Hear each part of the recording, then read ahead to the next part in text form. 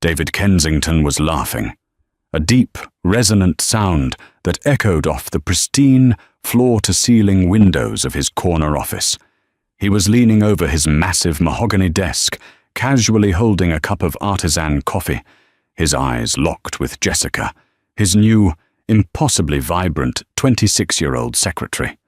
She was giggling at a joke he'd just made, playfully twirling a strand of golden blonde hair around her manicured finger. At 42, David felt 25 again, invincible, powerful, and sitting at the absolute pinnacle of his career. Then, the heavy oak door clicked open. It wasn't a client. It was a courier, holding a thick, rigid manila envelope sealed with red tape.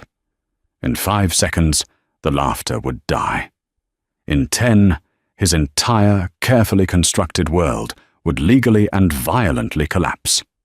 David Kensington was a man who believed he had outgrown his own life.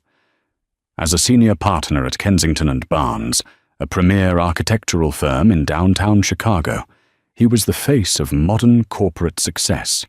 He wore tailored Italian suits, drove a silver Audi A8, and commanded rooms with an easy, practiced charisma. But the truth, one he buried deep down, was that his life was a meticulously curated exhibition. And lately, the most exciting exhibit was Jessica Hayes. Jessica had been hired 3 months ago. She was sharp, energetic, and looked at David not as a middle-aged man tethered to a mortgage and a marriage, but as a titan of industry. When she brought him his morning espresso, her hand would brush against his, just a fraction of a second longer than necessary.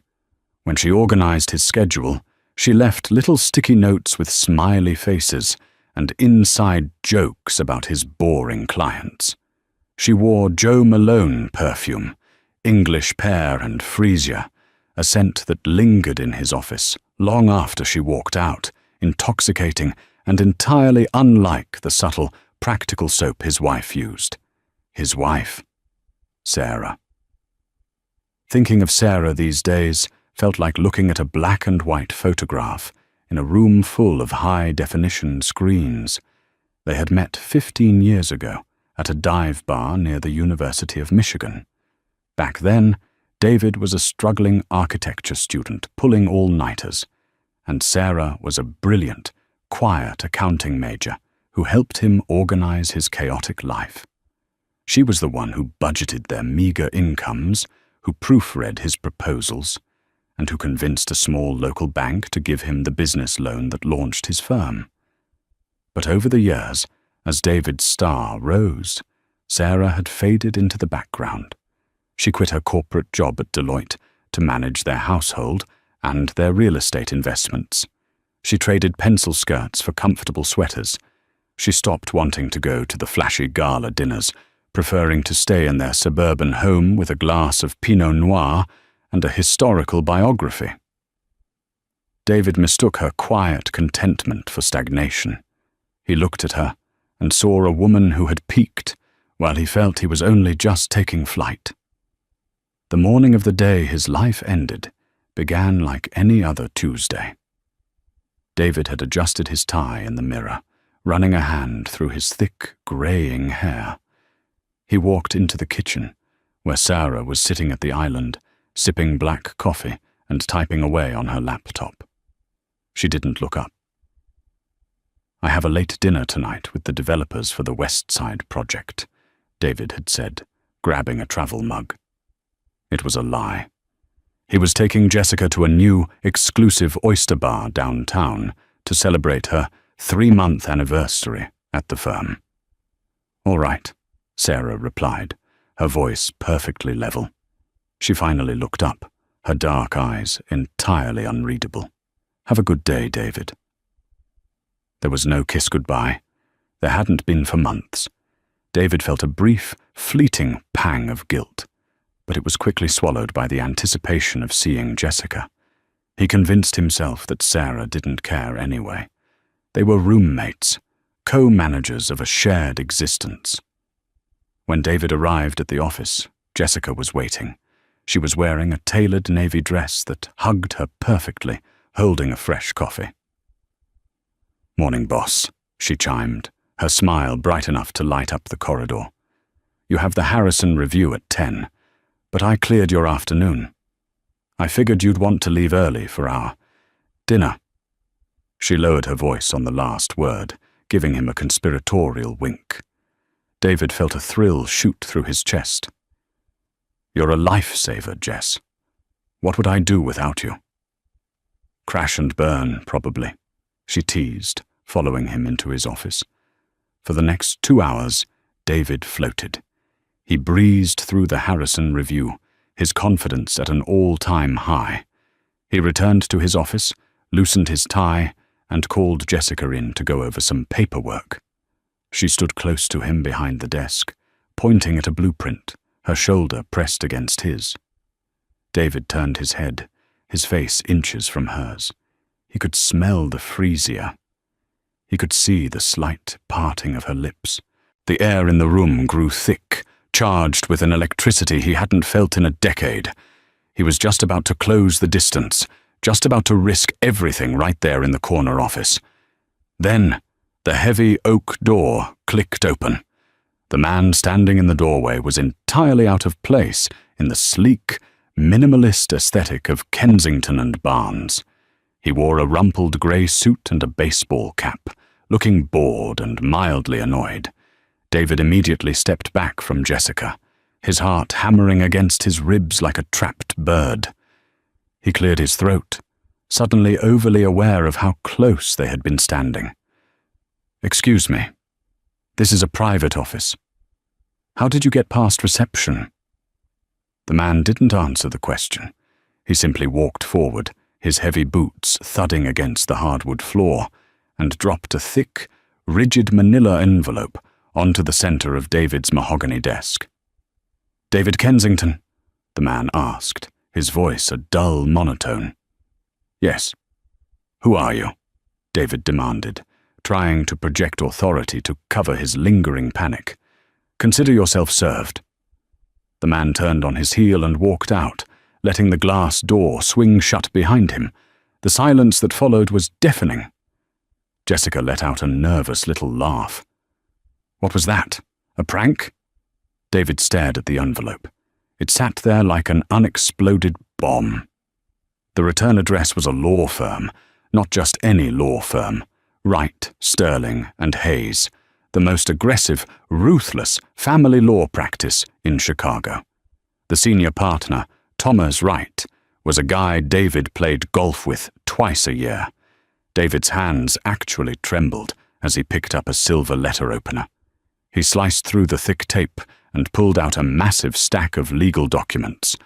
The bold, black letters on the first page seemed to swim in his vision before locking into a horrifying clarity. In the Circuit Court of Cook County, Illinois petition for dissolution of marriage. Sarah Jean Kensington, petitioner versus David James Kensington. Respondent, David? Jessica asked softly, sensing the sudden shift in the room's atmosphere. "Are you okay? You look like you just saw a ghost." David couldn't speak. He flipped to the second page, then the third. This wasn't a standard, boilerplate divorce filing. This was a forensic dismantling of his entire life. It detailed assets David didn't even know Sarah was fully aware of.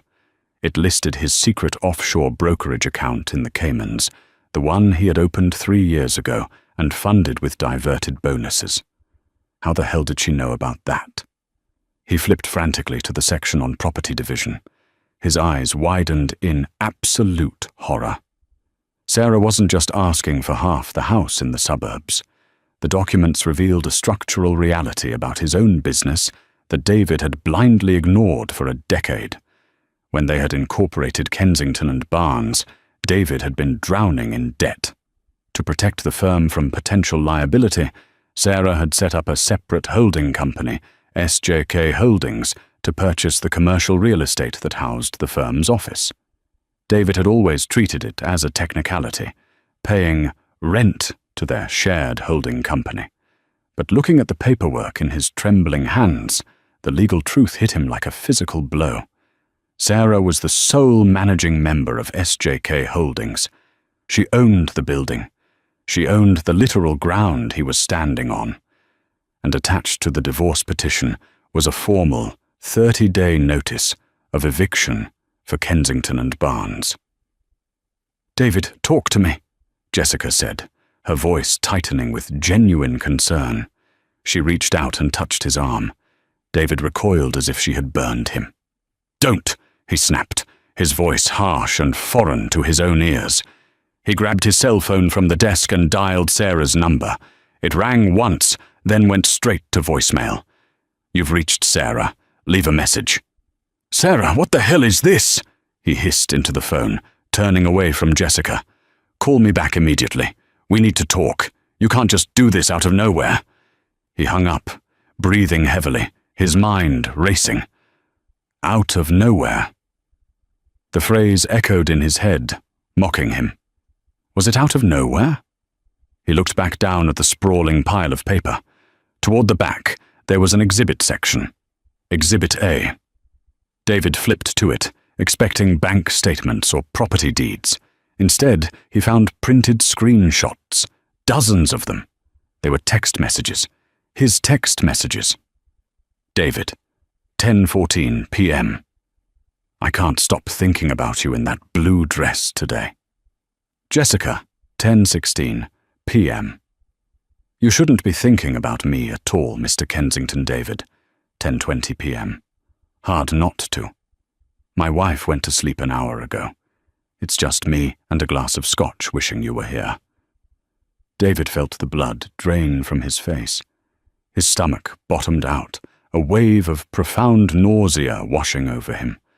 He looked up at Jessica, who was trying to crane her neck to see what he was reading. Sarah hadn't just been sitting at home baking bread and reading biographies. While David thought she was fading into the background, she had been quietly, methodically observing.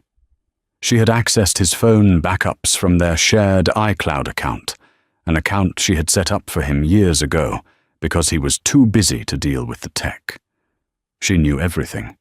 She had known for weeks, maybe months. Every time he had lied about a late meeting, every time he had smiled at his phone under the dinner table, she had been sitting there, perfectly calm, gathering ammunition. "Is it bad news?" Jessica asked, her wide blue eyes looking up at him. David looked at her. Really looked at her. Suddenly, the youthful energy he had found so intoxicating seemed incredibly shallow. The freesia perfume smelled sickly sweet, almost suffocating in the sterile air of the office. He had risked a 15-year marriage, a multi-million-dollar firm, and his entire reputation for a cliched office romance. "Get out," David whispered, his voice cracking. Jessica blinked, taken aback.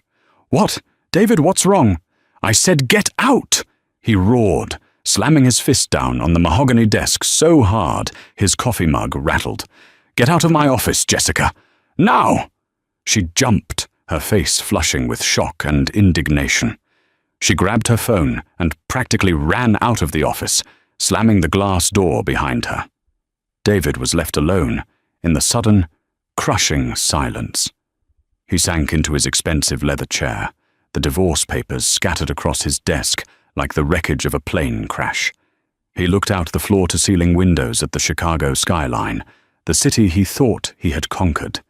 His phone buzzed on the desk. He lunged for it, desperate for it to be Sarah. It was a text message, but not from his wife. It was from Thomas Wright, his lawyer buddy, now representing the woman who was currently dismantling his life. "Thomas, David, I assume you've been served. Do not try to contact Sarah again. Any communication goes through my office. We will see you in court. P.S. Check your business accounts." A fresh spike of ice shot through David's veins. "Check your business accounts." His hands shaking uncontrollably, David logged into his firm's secure banking portal. The screen loaded, displaying the operating accounts for Kensington and Barnes. The balance of the primary payroll and operations account, which yesterday had held over $600,000, now displayed a number that made David stop breathing entirely. $0. David's vision tunneled.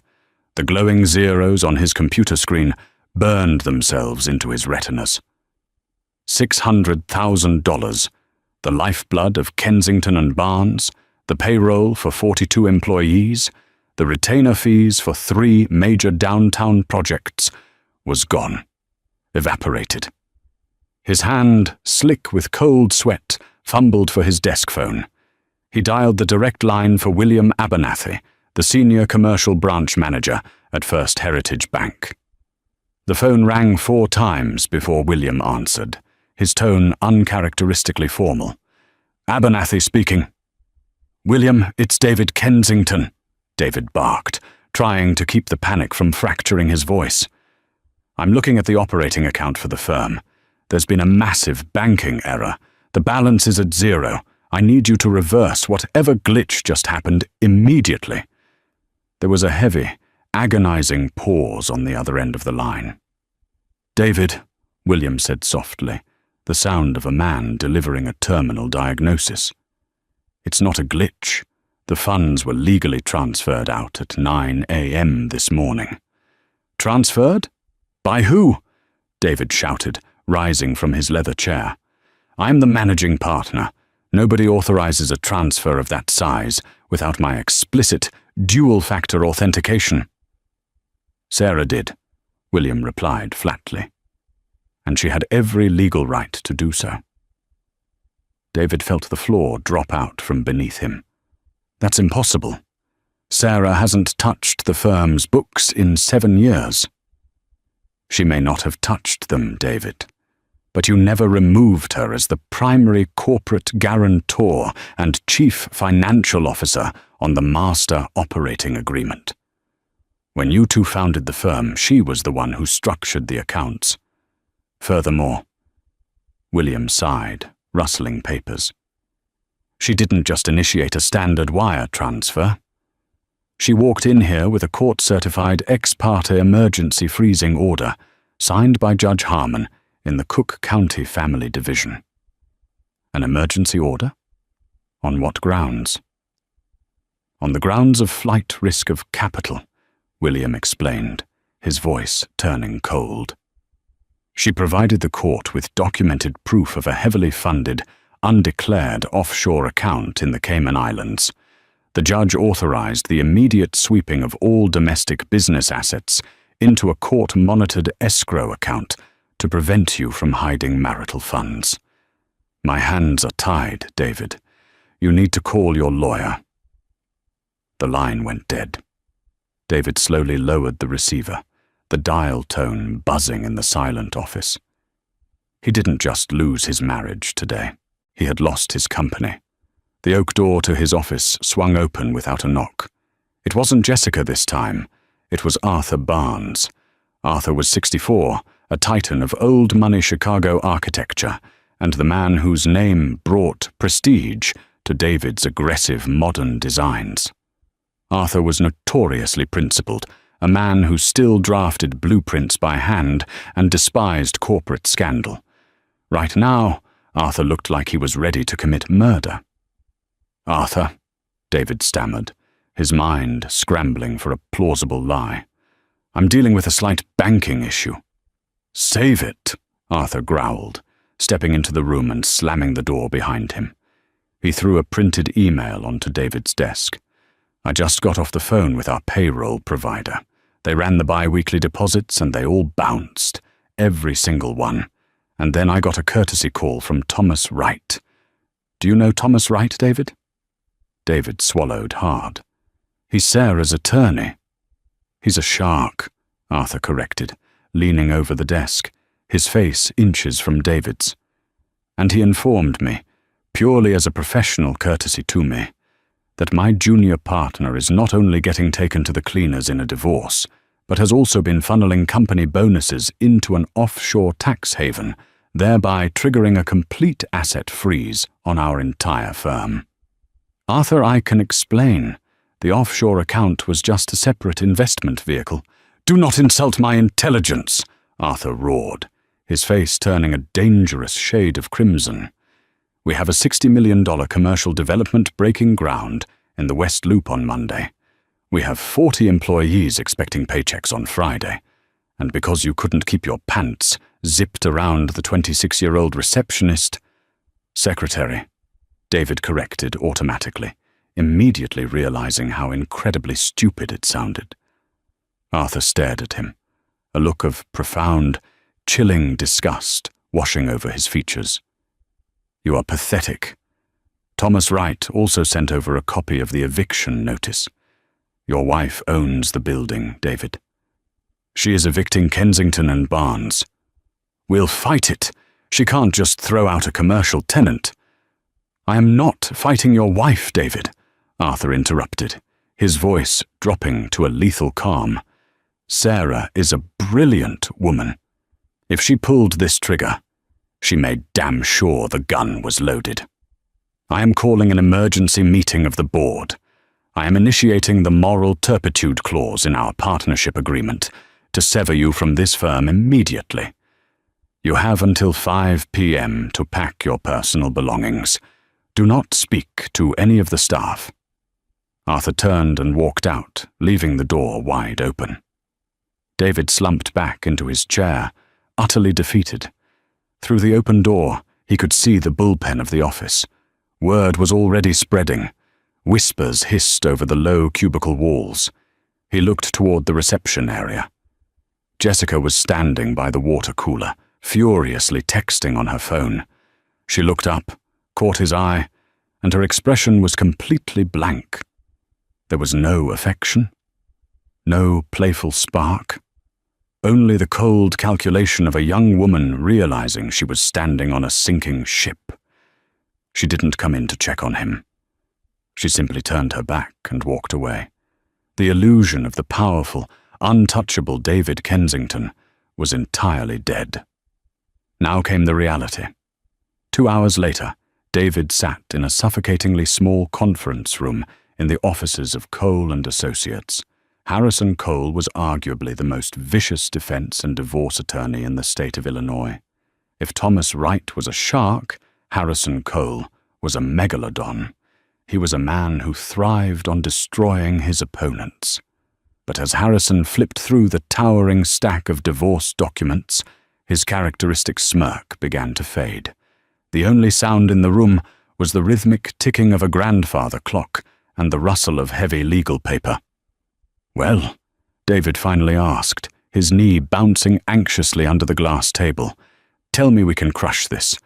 Tell me we can file an injunction against the eviction and unfreeze the accounts. Harrison took off his tortoise-shell reading glasses and rubbed the bridge of his nose. He looked at David not with pity, but with a clinical sort of exasperation. David, how long was Sarah an accountant at Deloitte? Harrison asked quietly. I don't know. 5 years before she quit to manage the house? Why does that matter? Because, Harrison sighed, tapping a thick manicured finger on a specific, brightly flagged document in the middle of the pile. You forgot that you married an apex predator of forensic accounting. You didn't just cheat on a housewife, David. You cheated on a woman who understands the U.S. tax code better than I do. What are you talking about? Harrison spun the document around and slid it across the table. It wasn't a divorce decree. It was an official government form, emblazoned with the terrifying seal of the Department of the Treasury. IRS Form 211, Application for Award for Original Information. What is this? David asked, his voice barely a whisper. It's a whistleblower form, Harrison stated bluntly. Sarah didn't just use your Cayman Islands account as leverage in family court. She reported you to the Internal Revenue Service for willful tax evasion. The blood rushed out of David's head, so fast he felt momentarily dizzy. She called the IRS on me. Oh, she did much more than call them, Harrison said, flipping to the attached exhibits. She provided them with a fully documented, indexed, and cross-referenced binder of your offshore wire transfers.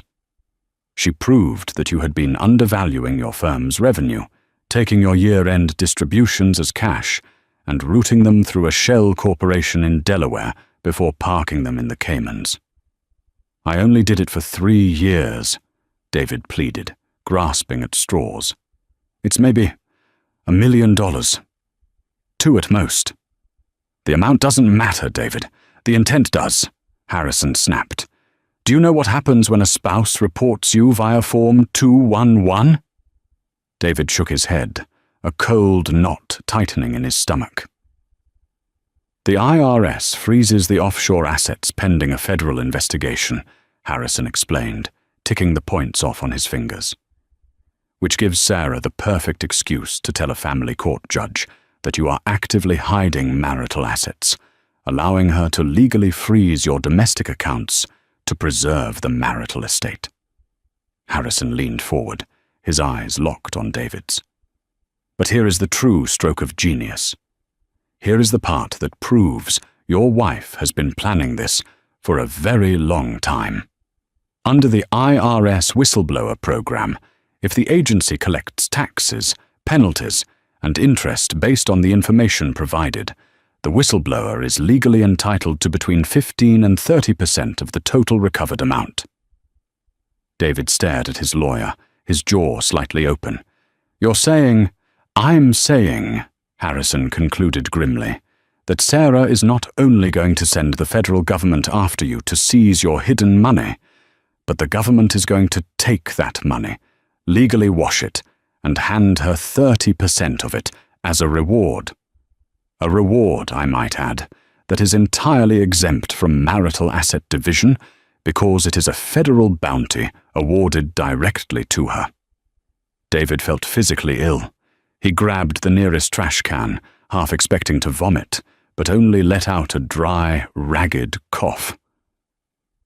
She weaponized the federal government against me, David muttered, staring blankly at the beige carpet.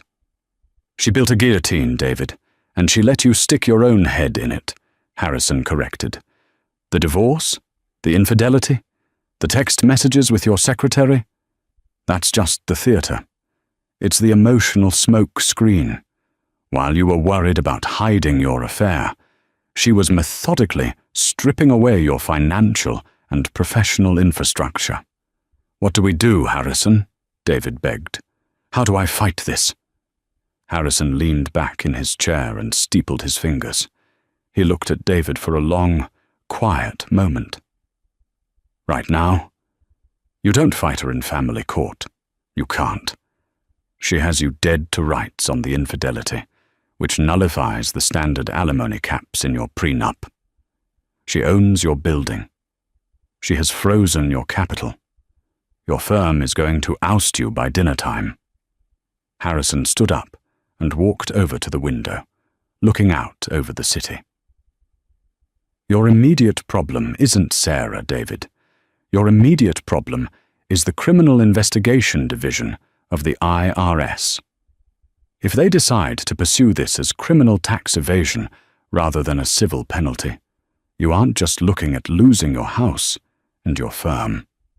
Harrison turned back to face him, his expression stone cold. You are looking at 3 to 5 years in federal prison.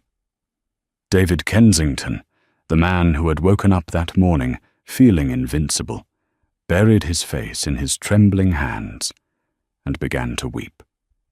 10 miles away from the crumbling empire of Kensington and Barnes, Sarah Kensington sat in the quiet sunroom of their 4-bedroom colonial in Evanston. She wasn't baking, and she wasn't reading a historical biography. She was watching the blinking cursor on her secure banking dashboard.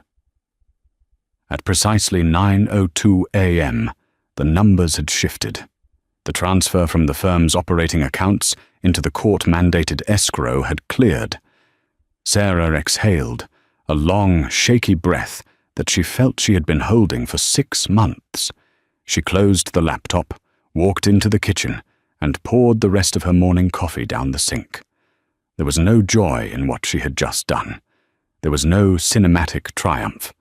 There was only the cold, sterile satisfaction of a balanced ledger. For 15 years, Sarah had been the invisible scaffolding that held David's life together.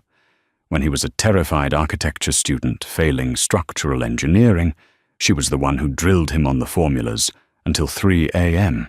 When he wanted to start his own firm but had the credit score of a ghost, she used her own meticulous savings and her pristine financial history to secure the loans. She formed SJK Holdings to buy the commercial real estate because David, in his arrogant optimism, refused to consider the liability of a potential bankruptcy. "Always protect the foundation, David," she used to tell him. He had laughed, kissed her forehead, and called her his worrywart. The foundation began to crack exactly 182 days ago. It was a Sunday. David was playing a round of golf with Thomas Wright and some other partners. Sarah had been cleaning out the home office when David's old iPad, synced to his primary iCloud account, chimed. It was an email receipt from a boutique florist downtown, $300 for a custom arrangement of English pears and freesias delivered to a Jessica Hayes at the firm's address. The attached note read, "To celebrate my favorite distraction." D. Sarah hadn't screamed. She hadn't thrown a plate against the wall. She was a forensic accountant. Her brain was wired to process trauma as data. She sat down in his leather chair, opened a blank Excel spreadsheet, and named the file Reconciliation. Over the next 3 weeks, while David thought she was sleeping beside him, Sarah was methodically auditing his digital and financial life. The iCloud backups gave her the text messages, the nauseating, cliched exchanges of a middle-aged man desperate to feel young. But it was the financial audit that truly broke her heart, transforming her profound grief into a terrifying, icy rage. She tracked the discrepancies in his income. David had always been loose with money, but Sarah noticed that his reported year-end partner distributions didn't match the firm's gross revenue projections. She dug into the K-1 tax forms. She cross-referenced the corporate tax filings with their personal joint returns. Then she found the wire transfers. Small at first, routed through a shell LLC in Delaware, eventually funneling into a numbered account at a private bank in the Cayman Islands. He wasn't just cheating on her with a 26-year-old secretary. He was stealing from their marital estate. He was stealing the security she had sacrificed her own career to build. That was the day the wife died, and the auditor took over. She didn't confront him. A confrontation would give him time to hide the money, time to spin a web of lies, time to make her look like the crazy, jealous spouse. Instead, she called Thomas Wright. Thomas had been David's golfing buddy, but Thomas was a shark who respected power and preparation. When Sarah walked into his office, bypassed the small talk, and slid a 3-inch binder of legally admissible evidence across his desk, including the completed IRS Form 211 whistleblower application, Thomas had actually smiled. "Sarah," Thomas had said, tapping the binder. "I always told David he married out of his league. What do you want?" "I want the building. I want the house. I want the marital assets completely isolated from his impending federal tax liability," she replied, her voice dead flat. "And I want him to understand exactly what happens when you remove the foundation from a glass house." Now, sitting in the quiet kitchen, Sarah looked at her phone. She had one missed call from David and a frantic, breathless voicemail demanding to know what she was doing. She didn't listen to it all the way through. She simply deleted it, blocked his number, and began packing a small suitcase. She was spending the next month at a quiet cabin in Aspen. Her work here was done. The gravity of his own actions would do the rest. The rain in Chicago that late afternoon wasn't a dramatic, cinematic downpour. It was a cold, miserable, relentless drizzle that seemed to seep directly into David's bones as he stood paralyzed on the sidewalk outside the towering glass facade of Cole and Associates. He didn't have an umbrella. He hadn't needed one in years. A man of his stature usually parked his silver Audi A8 in the climate-controlled, secure underground garage of his own commercial building, taking a private elevator directly to the penthouse suite. But he didn't have a building anymore. The memory of what had transpired just hours earlier played on a sickening, continuous loop in his mind. At precisely 4:45 p.m., a burly private security guard named Mike, a man David had personally approved for hire 2 years ago to keep out aggressive solicitors, had awkwardly, silently escorted him out of the bustling bullpen of Kensington and Barnes. The humiliation had been absolute. David had been forced to carry a single, flimsy cardboard banker's box containing the pathetic remnants of his 20-year career. A silver-framed photograph of a suspension bridge he had designed in his 30s, 2 engraved Mont Blanc fountain pens, a spare silk Brioni tie, and a half-empty bottle of scotch. He had walked past the open cubicles of his junior architects, feeling the weight of 4 dozen pairs of eyes burning into his back. No one had spoken. The silence of the firm he had built had been the loudest sound he had ever heard. Shivering in the damp chill, David unlocked his Audi, his hand still trembling violently from the brutal reality check delivered by Harrison Cole. The threat of a federal criminal indictment hung over his head like a physical, suffocating weight, crushing the breath out of his lungs. He climbed into the driver's seat, the buttery, hand-stitched leather cold and unforgiving against his damp suit. He desperately needed a drink. He needed a warm bed. Most of all, he needed someone to look him in the eye and tell him this was all just a catastrophic, reversible nightmare. He pulled out his phone, his thumb hovering over the screen. He bypassed his contacts and opened his direct messages with Jessica. David, 5:10 p.m. Jess, I need to see you. Please, everything is falling apart faster than I can process. Sarah went insane. I've been locked out of the firm. Can I come to your place tonight? I just need you. He watched the little blue delivery notification pop up beneath the text. Delivered. He gripped the steering wheel, waiting. 3 minutes passed, then 5, then 10 excruciating minutes of absolute silence. Finally, the 3 little grey typing dots appeared on the bottom left of the screen. David leaned forward, a pathetic, desperate surge of hope rising in his tight chest. At least he had her. At least the magnetic, electric connection they shared was real. He had blown up his life, yes, but he had done it for passion. The long text block came through, bursting his delusion instantly. Jessica, 5:21 p.m. David, please don't contact me again. I just got out of a very intense 2-hour meeting with Arthur Barnes and the head of HR. I am keeping my job, but they made it a strict condition of my continued employment that I sever all personal and professional ties with you immediately. They told us about the SEC filings and the IRS whistleblower stuff. I'm sorry, but I am 26. I cannot and will not be dragged into a federal tax evasion investigation. Please lose my number. Good luck. A beat later, before David could even type a single letter in response, another automated notification popped up in the chat window. Read receipts have been disabled. She had blocked him.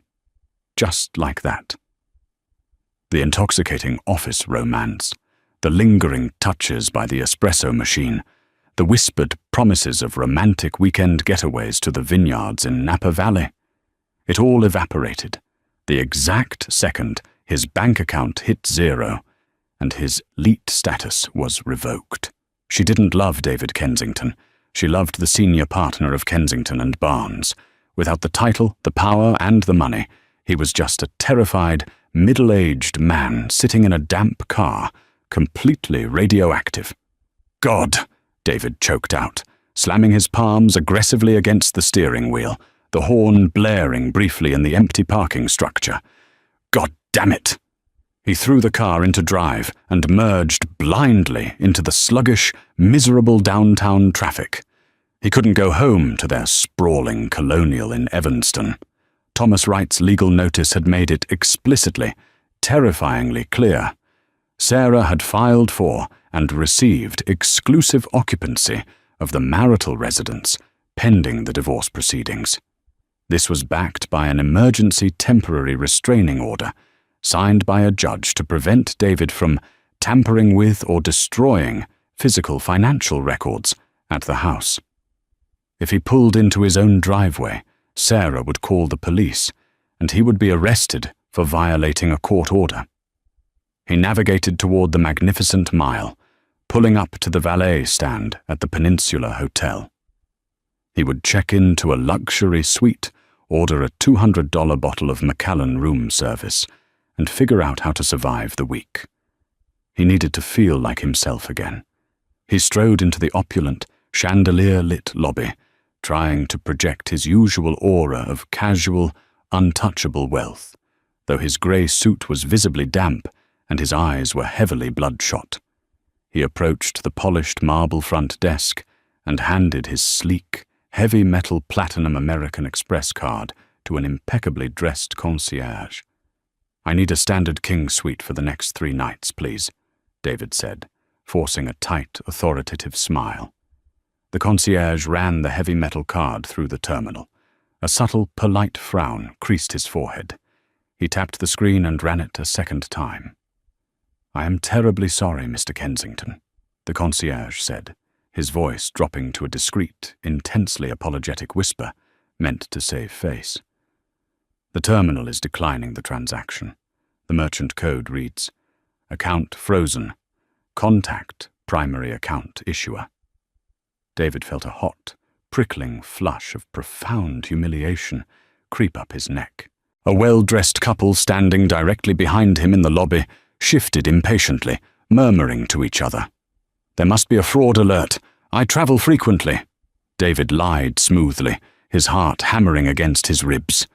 He pulled out his wallet and retrieved his backup card, a premium visa tied to the primary joint checking account he shared with Sarah.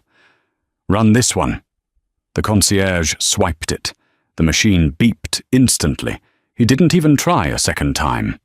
He looked up at David with a mixture of pity and professional detachment. "Declined as well, sir.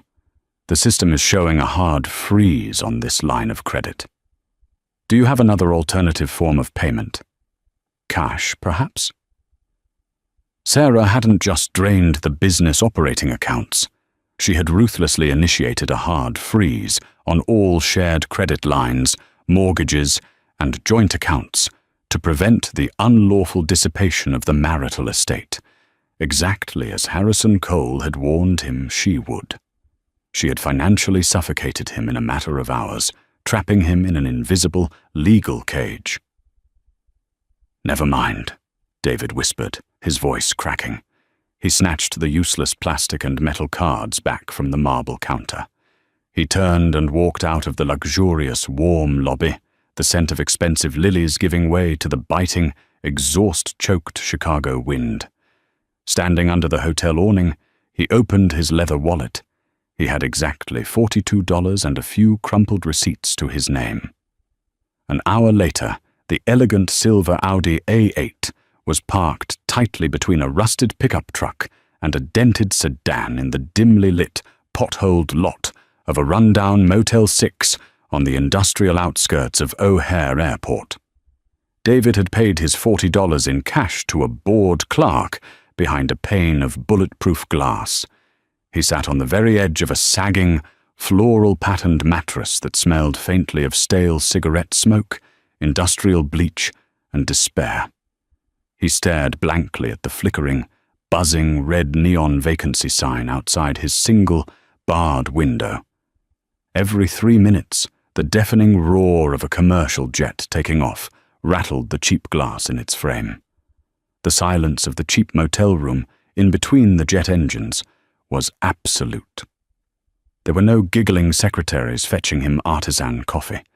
There were no sycophantic junior architects praising his structural designs. There was no Sarah quietly, expertly managing the sprawling chaos of his daily life so he could fly free.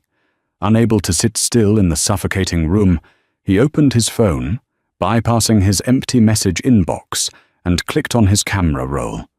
He scrolled rapidly past the hundreds of recent pictures, the glamorous building sites, the expensive dinners, the selfies with Jessica that now made physical bile rise in his throat. He kept scrolling, going back years, desperate for an anchor. He finally stopped on a picture from exactly 10 years ago. It was Sarah. She was sitting at their old, scratched wooden kitchen table in a worn-out, oversized University of Michigan sweatshirt. She was entirely surrounded by towering stacks of complex tax documents, property deeds, and 2 different calculators. She was looking up at the camera, her hair tied in a messy bun, dark circles under her eyes, but smiling with a fierce, quiet pride. It was 2 a.m. on the night she had successfully finalized the labyrinthine commercial loan for SJK Holdings. It was the exact night she had legally bought the building that made his entire architectural dream possible. David stared at the glowing screen, looking at the brilliant, exhausted woman he had completely erased from his own arrogant narrative of success. Sitting in the dingy motel room, he finally, horrifyingly understood the fatal structural flaw in his life's architecture. He had built his entire ego, his entire empire, and his entire identity on a foundation of her intelligence, her credit, and her unwavering loyalty. And because he had treated that foundational pillar like dirt, she had simply, elegantly, and entirely legally pulled it out from under him, letting the entire glass house shatter around his ears. Tomorrow morning, he had to swallow his pride and call a federal criminal defense attorney to arrange his surrender. But tonight, David Kensington laid back on the cheap, scratchy polyester bedspread, pulled his knees tightly to his chest in the dark, and finally allowed himself to shatter. 6 months later, the blistering Chicago summer had baked the city into a suffocating concrete oven, but inside Conference Room B, on the 14th floor of the Everett McKinley Dirksen United States Courthouse, the air conditioning was running at a distinctly freezing temperature. David Kensington sat at a scarred wooden table, his once impeccable posture hunched, his shoulders caved inward like a building whose load-bearing walls had been systematically removed. The custom-tailored Italian suits he used to wear with such effortless arrogance had been liquidated to a high-end consignment shop months ago, a desperate attempt to keep pace with Harrison Cole's staggering legal retainers. Today, David wore a slightly baggy, off-the-rack grey suit from a discount retailer. It felt heavy and abrasive against his skin. He looked a full decade older than he had in February. The distinguished silver at his temples had rapidly overtaken the dark brown entirely, and deep, exhausted, bruised-looking bags hung permanently beneath his hollowed eyes. Across the table sat Special Agent Gregory Higgins of the Internal Revenue Service's Criminal Investigation Division. Higgins was not a man who relied on theatrical intimidation. He didn't yell, he didn't pound his fists on the table, and he didn't glare. He was a terrifyingly calm, meticulously groomed bureaucrat. He was a man armed with a calculator, an encyclopedic knowledge of the federal tax code, and the limitless, crushing weight of the United States government behind him. "Mr. Kensington," Higgins began, his voice devoid of any inflection, as he slid a massive, red-tabbed accordion folder across the table. It landed with a heavy, definitive thud. "My investigative team has officially concluded the forensic audit of the offshore financial vehicles housed at the Cayman National Bank. This exhaustive process, as you are aware, was triggered by the highly detailed Form 211 Whistleblower filing we received earlier this year." David didn't reach for the folder. He just stared at the thick red tabs like they were radioactive, his stomach churning with a familiar, acidic dread. Beside him, Harrison Cole let out a slow, measured sigh, took off his tortoiseshell glasses, and pinched the bridge of his nose. "Let's bypass the preamble and get straight to the final numbers, Agent Higgins," Harrison said, his tone all business. "My client has surrendered his passport, fully cooperated with your investigators, and is prepared to resolve this matter today." "The numbers are quite clear, Mr. Cole," Higgins said, opening the file and flattening a heavily redacted spreadsheet with the palm of his hand. "Over a period of 42 months, your client successfully and willfully diverted $1.8 million in undeclared partner distributions from his architectural firm. He deliberately routed these funds through a domestic shell corporation before moving them offshore." Higgins paused, looking up from the paper to meet David's terrified gaze. "However, Mr. Kensington, you severely underestimated the compounding nature of federal penalties. You failed to account for the aggressive civil fraud assessments, the daily compounding interest on the unpaid principal, and the draconian penalties for failing to file a foreign bank and financial accounts report, or FBAR. The federal government, Mr. Kensington, does not simply want its tax revenue returned. It requires its pound of flesh to deter others." Higgins took a silver pen from his breast pocket and tapped a bolded, double-underlined figure at the absolute bottom of the page. "Your total finalized liability, encompassing back taxes, accumulated interest, and the mandatory 75% civil fraud penalty, comes to $3.9 million. David's breath hitched violently in his throat. The walls of the sterile conference room seemed to warp and close in around him. 3.9? He choked out, his voice cracking. "I didn't even steal $2 million. How is that mathematically possible? Where on earth am I supposed to get $4 million?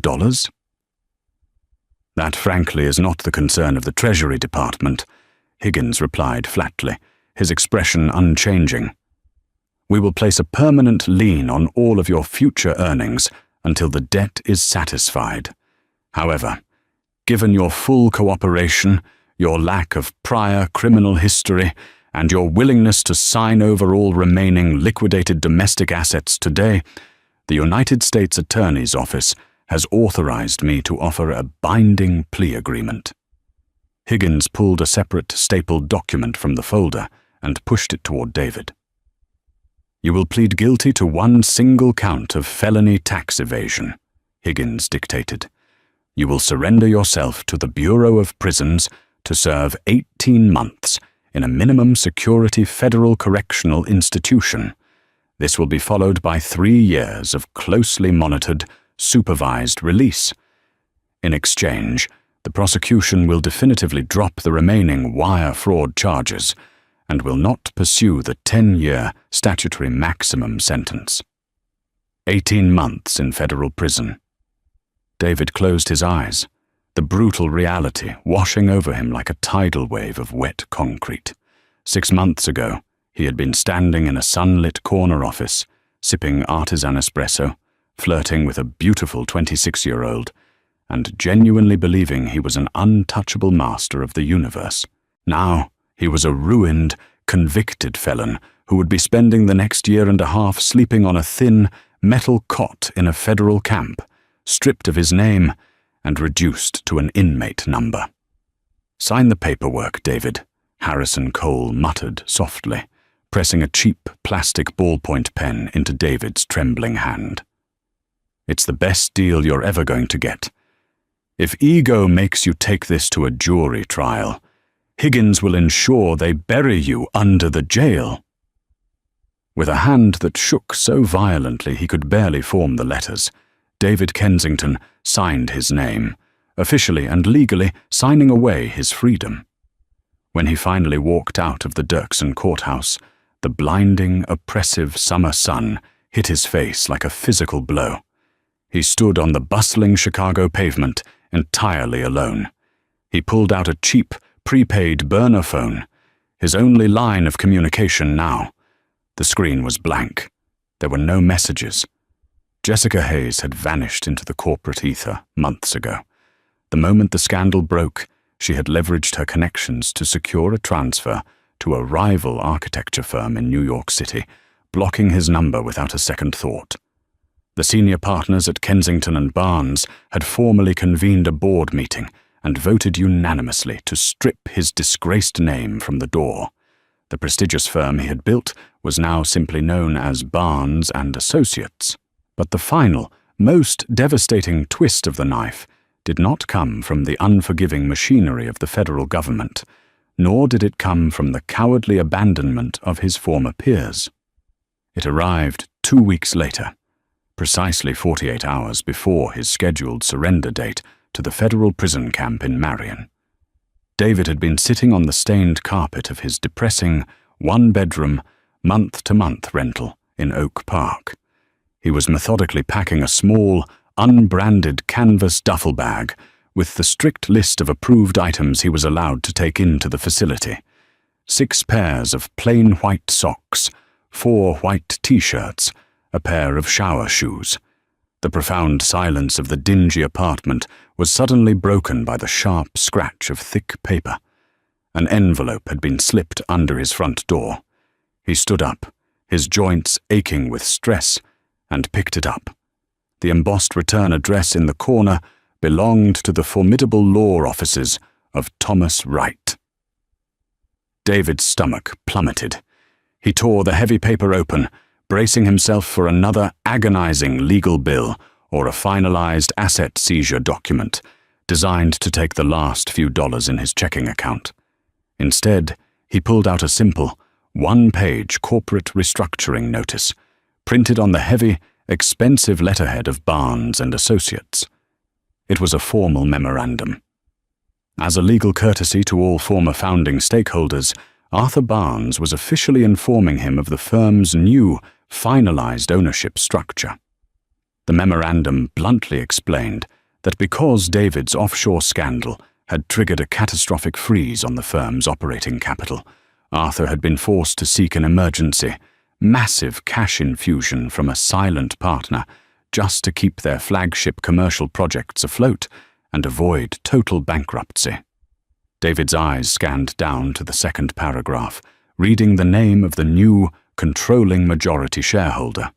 The air violently rushed out of his lungs, and his knees physically gave out. He slumped hard against the cheap, peeling drywall of the apartment, a hollow, broken, slightly hysterical laugh escaping his cracked lips.